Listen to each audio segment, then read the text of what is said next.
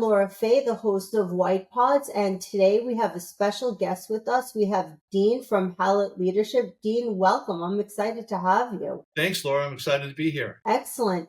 Dean, I'm just going to jump right into it. Why don't you share with me a little bit about yourself and your journey? Sure. I don't know that there's a typical path to doing what I do today, but I think mine is relatively unique. And I have to tell you about my journey, I need to go back quite a ways initially, because what you'll find when I talk about transformative leadership is what, for me, I went through a transformation myself. Right. I go all the way back and start talking about when I was 4 years old, because there was a significant event that happened back then, which is, and you hear a lot about it today, and I don't minimize it because it's so popular. I think everybody's individual experience makes it significant. I had a bully for a big brother, and they had this game, the next door neighbor and my brother, they thought was a lot of fun, but my brother stepped into those shoes and became a bully to me. And I formed a lot of beliefs about the world. I didn't intellectually think about it like that at the time, Right. but I formed some beliefs that the world's not a safe place. It's better to be seen and not heard, maybe not to be seen at all. I knew I was smart. And so over time, as the bullying went on, I told myself that I could get by on just my intellect alone, and I didn't have to open up or anything. Right. And it was realizing when I did a transformative emotional intelligence training workshop when I was in my early 20s. And I got to take a look at how much of who I am I had shut down. Right. And through that journey, I was able to realize all the parts of me that I had held back, all the ability I had to connect with people, how much on life I was missing out on. Mm-hmm. And I then took all of those learnings and tried to figure out, how do I apply that in business? How do I build teams? How do I get people to connect and trust each other? And so on. And so I went to work. I started in public accounting for 7.5 years. Then I worked at a small company, Anthony Industries, getting some private industry experience. And then I made a jump to Disney. And at Disney, I realized I had to work with marketing folks. I got a job as the director of finance and motion picture marketing. I grew up in Southern California, never dreamt of being in Hollywood. And suddenly that's where I was. I was dealing with creatives, dealing with promotions and publicity people. And I had to find a way to really connect with them and not just be the finance police. Right. And so at that part of my journey, I learned to really explore all those parts of me that I could use to develop trust, to work with people collaboratively and so forth. And then I continued to take those lessons and apply them to my teams. But when I went from Disney to Fox, Fox did not have all the infrastructure that Disney had. And there was I'd say a gaping hole in terms of leadership development. So I was able to step in there, establish a connection with the human resources department. And over the course of several years, we developed a program that essentially is the same program I bring to companies today, called the Accelerated Leadership Program, which is a 9-month program where we go into a company and we work with a team to build trust, teach them how to give and receive feedback, and have them really develop a bond where they get beyond the politics. And it's really about serving each other to be their best and having the whole team elevate. So I guess it was 2019 when I formally launched my company, and that's the main training I do. And I also do executive coaching along with that. Yeah.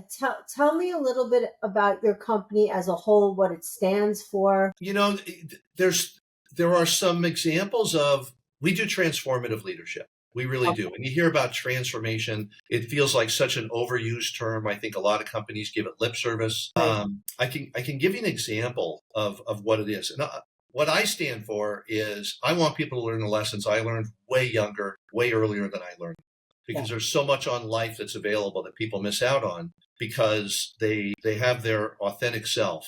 Let me just do this for a second. I think it'll help, because you hear again, authentic leadership. What is that? Well, if you think about a young toddler, they're spontaneous, loving, caring, courageous, powerful. They get what they want even before they learn how to talk. All these wonderful qualities. And we tend to form beliefs that it's not safe to exhibit those characteristics in our lives, at least outside of our little private circle. And so we start forming beliefs that, again, like I did, the world's not safe. And we then form behaviors that reinforce those beliefs. So if I was hanging around some people and they lashed out at me for some reason, I could go, see, I'm right. The world's not a safe place. I'm just going to shut down again and protect myself. And so transformative leadership is interrupting those fixed beliefs and fixed behaviors that most of us believe are just fact, and realizing how they're getting in the way of bringing out and bringing forward those parts of us that are wonderful characteristics that we tend to shut down. So for me, it's about being a catalyst for people to truly go through that transformation in real time and be able to have experiences of those parts of them that they've denied, and then be able to bring those to the workplace to build trust, to build collaboration, and have mutual trust and respect, so that you create a safe place for the whole team to come forward with their ideas and share ideas without worries about being shut down, without being worried about retribution for saying the wrong thing, because that's when teams really shift into high performance. Very interesting. So it almost sounds like unlearning a lot of the bad things that you've learned and reprogramming yourself to be your authentic self and shine with confidence. It is. It's. Yeah. I use the word interruption. My job as a coach is to interrupt fixed beliefs and fixed behaviors. I like that. I Yeah. like that a lot. I like that. So what would you say makes your company different from another? Well, I think there's 3 different types of coaching. Mhm. I think there's a lot of great coaches out there. The initial stage is what I call grow coaching, which is really, if I were working with you, let's sit down, let's come up with some goals that we agree on, and then I'm going to hold you accountable to those goals. And if you're off target, if you're not hitting those goals, let's talk about some adjustments that you can make. Right. And I find a lot of coaches giving advice when they do that. Why don't you try this? Okay, this interaction didn't work. Why don't you try this? The problem with that is you're not getting to the source. Yeah. The next level of coaching involves a little more. They've got behavioral analyses, Myers-Briggs, DISC. We do those. But it still is just taking that general feedback and then trying to come up with a game plan on how to go forward. The transformation piece, I think, is what makes us unique, especially in the group work that we do. We do a lot of interactive discovery model exercises where I don't just give a 20-page PowerPoint on how to show up authentically. We do exercises where people get a deep experience of those parts of themselves that they have shut down for a while, and realize that it's a conscious choice they can make to bring those forward anytime they want. They could be walking into a meeting that they know is going to be contentious, and they can choose to show up in the best way possible by summoning forth those parts of them that they usually keep on the back burner, and working with everything that they can to make that meeting a success. We use affirmations. To Mhm. me, I could tell you, when I first had an affirmation, I'm like, it's just words. It doesn't mean anything. But I've now had the same affirmation for business that I've used for 40 plus years, which is that I'm a powerful, compassionate, open leader. And when I walk into a room, if I know there's going to be a bunch of type A personalities jumping down my throat in that meeting, I could either choose to be on the defense, Mhm. or I could choose to show up as that leader that I just described, and take my place in the room and use and when I say powerful in my affirmation, that's about the ability to connect and influence people. Yeah. It's not about controlling people. And Yes. so I can summon those parts of me forward, so I can walk in and give it my best to connect with these people and make something productive happen. Yeah, that makes a lot of sense to me. I can relate to that very much. There's a lot of psychology in there. Yeah, there is. Yeah, and I can very Sometimes coach and people will say, I didn't realize I was coming in for a therapy session. therapy session. There Yeah. are similarities for sure. Yeah. Oh, absolutely. It really is all psychology. It's a lot of listening. I like when you said that a lot that people say, well, you should try this and you should try this, but you're not getting to the source. It's true. You have to listen to what the person feels is the problem, Yeah. because how you have to get it out of your own mind sometimes when you're listening, correct? Yeah. Let me give you an example. I was working recently with a senior leader in the financial industry, Mm-hmm. and he was previously practicing as an attorney. Now he's a general counsel. Right. And we got into a discussion, and he said, Dean, he goes, I just have to win every argument. And I said, well, why? He said, well, because if I don't win, then I lose. And we went through a series of questions. And if you lose, what happens? And ultimately, it got down to, if I don't win every argument, then I'm not good enough as a person. We had to get to that belief, because if all I said was, hey, stop arguing so much, Yeah. just hold it back. we wouldn't be getting to the source. Right. And then it becomes like whack-a-mole. So he's not going to argue in that environment, but his behavior is going to show up somewhere else. That's right. But if you get to the source, he had such an aha moment that he actually realizes the value he was missing, not letting people convey their perspective. He was shutting off looking at things any other way. So now he's able to take in a lot more inputs before he addresses a problem. That's a great example. You have such a good way about you. I know your company is a success.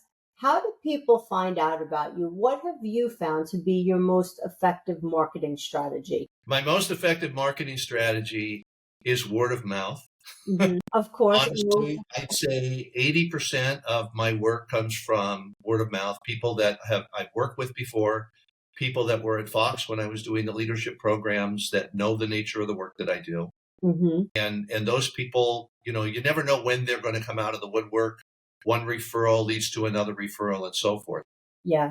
After that, I've had some success with doing some social media, doing email campaigns and having a presence on social media on LinkedIn where people will be, searching for a coach. Right. And come across me and reach out and send me a note and say, hey, here's my situation. Interested in finding out more about you. Right. And so roughly 20% of my work comes from that. Yeah. But I would say, as you might expect, of the people that reach out to me, there's probably a 5% conversion ratio. And I think whether it's word of mouth or whether it's the social media, I have a lot of people that come out and say, hey, we can boost your leads, we can help your conversion, we can do this, we can do that. And I believe there's a lot of truth in that. At the same time, what I'm selling is very different than a software package. Right. People to let me come in and either deal with them personally at such a deep level or with what I refer to as company's greatest asset, it's people. Right. We have to spend time developing trust because if they're going to entrust their people to me, then they have to know truly where I'm coming from. Yeah. It takes time. Yeah, that makes perfect sense because really you're selling you. It's not even, I don't even like the word selling. But you're offering the gift that you have to help people learn how to lead. It's you. It's not a package. It's not a product. It's you. And it's the questions you ask and your methods and however you do it. So I understand that. What have been some of the challenges that you faced along the way and how did you manage to overcome them? I think, the first challenge I had was I launched the company in early 2019 and I had a friend who had me coaching two of his lieutenants to become CEOs. That was going to be their next step. Because up to that point, I had no clients. I was starting from scratch. People knew me, but nobody knew Hallett Leadership. Nobody knew what it was. And so I was slowly doing that build. And then obviously a year later, we got into COVID. And COVID was a mixed bag for me because on the one hand, it closed things off in terms of, I find I do a lot of coaching through virtual, but I always, wherever I can, even if they're on the East Coast and I'm on the West Coast, I want to meet my clients at some point. I want to have that connection with them. And it was harder to do during COVID. So on the one hand, I felt more restricted and I had to learn to use all the video conference tools and all that. But at the same time, opened up the possibilities of coaching people anywhere. And so I think geographically, prior to COVID, I would have been restricted much more to Los Angeles, where now I coach people all over the country. I coach virtual companies that really don't even have a headquarters. And sometimes they'll get together in a retreat. We have the opportunity to meet in person. So I think COVID was a big challenge. I think the other challenge is imagine this. You and I are working together and we're going to talk about your fixed beliefs and fixed behaviors. But you believe that your fixed beliefs are the truth. Most people, the beliefs people don't want to get rid of are the ones that make them right. That's right. But you have to be willing to realize that your beliefs have been wrong and you're getting in your own way. And some people, it's a fight to get there. It can be confronted where people are taking a deep look at themselves like that. Other people will have an aha moment. And then the coaching experience is on autopilot almost because we get together in every session and talk about everything. But the challenges are those that are, let me put it this way. I've had clients come to me in order to become better versed in the nature of what I do, with the interest of finding a way to make everybody else wrong. Yes. And that's not what we do. See that. Then they're going to go tell everybody else, your beliefs are wrong. You got to listen to me. And if they're not willing to, if somebody's not, this is the biggest lesson for me. This is the best way to say it. The biggest lesson for me was realizing that I can't force anybody to change. Right. It's not up to me. I can give them all the tools. We can spend all the time together. But unless they're willing to be at least 1% open, that there's something there for them to learn and to grow from, then we're not going to make any progress. That's true. Yeah. That's very true. That makes complete sense across the board in every aspect of life. I have a saying that I'm sure you're familiar with. I say, it's not about being right. It's about making things right. Yeah. And I believe that. So what is your vision for your company? You have such a great resume. You've done so much. You've dabbled and excelled in different areas, big corporations, and now you're here. So what is your vision for your company now? Well, I think it's important to realize the perspective. I had my long corporate career. Yeah. This is something I do now because I love doing it. And like I said earlier, my goal is for people to learn the lessons that I learned at a much younger time in their career and be able to show up more authentically in everything that they do, personal life and professional life. So my vision is, even though I'm not looking to franchise, I'm not looking to take this to a much larger scale that's going to be some 80-hour-a-week job or anything like that. But at the same time, my vision is to bring this to as many companies as I can, or as many individuals as I can, so that they can learn those lessons. When I started the company, when I chose to start the company, what I said was, I want to do what I love doing the most. I had been a CFO for 25 years, but what I was loving was the human development side. I said, I want to do what I love the most and do it where it's embraced. Right. So my vision is to bring this into organizations where a CEO is totally behind the growth and development of their team. And they're all in for the kind of change that we're bringing. And right now I'm working with a company that is exactly that.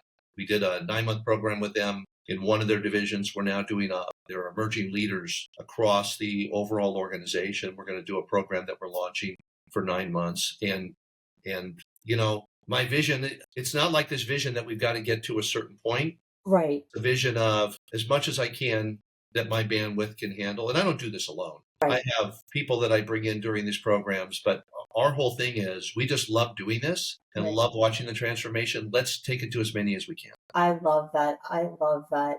Dean, it has been such a pleasure speaking with you, learning about you, your company. I appreciate you being so open. The passion inside of you is just flowing out. It's so obvious. And I believe any company that has you come in is blessed because it's very clear that you just have that way about you and you understand. So thank you so much for sharing all of that with me today. Thanks, Laura. It's been a pleasure talking with you and being able to share it. Thank you so much.